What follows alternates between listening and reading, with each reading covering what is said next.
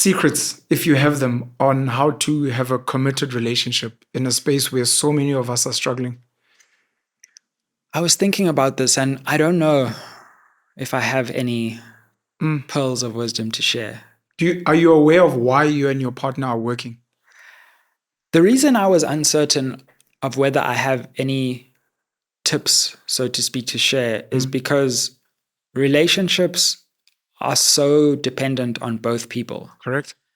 And you can bring your best self to a relationship. And if the other person doesn't bring their best self or is just a bad person, then the relationship breaks down. 100%. So I think we often feel like a relationship is only one party's responsibility. You either blame yourself or you give yourself credit for a relationship surviving. And it's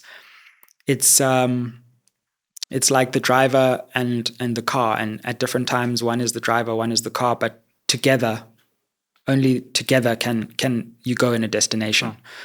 And so I don't know. I just think I was lucky, and we are lucky to the extent that as two people, we vibe together, right? And we see the world in a specific way. Yeah.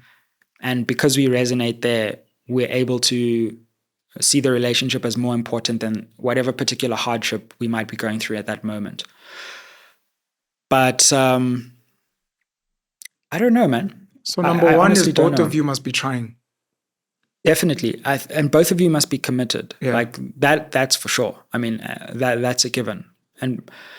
But again, I don't necessarily advocate that everyone must get married. And I got married very early, and it's nearly 13 years now. But that's what worked for us. Sure. And because of our cultural histories and our families, marriage was the way that we chose to express our commitment. Yeah. But maybe for another person, it's not necessarily marriage. It's cohabitation. Yeah. And that's fine, once again. So I think finding the mode that works for you and not necessarily modeling yourself on any other relationship, but finding a relationship that resonates with you, and hopefully it resonates with your partner, and the bond is strong enough that it transcends life's hardships, and find someone who can be the bigger person from time to time. At different that I will say is important. Like there are times when like sometimes you're just not the bigger person, and then your partner is like, okay, this time I'll be the bigger person. That's and then beautiful. Vice versa, you know. It speaks to that thing you were saying that, well, at different times, someone's the driver, someone's the car. Yeah. And also through the hardships, it's not about me and you and who's winning, it's about us. And where the other person is trying to win. Yeah. And you remember that actually we must win. It's fine. Let them win this little battle so we collectively can win the war. What I think was interesting about my relationship with my wife was like there was a lot of clarity up front. And maybe that was something when I think about it. Because she was very clear. I told her, I confessed my undying love, but I was just like, I'm just trying to be in like a, you know? And she was like, the next person I want to marry.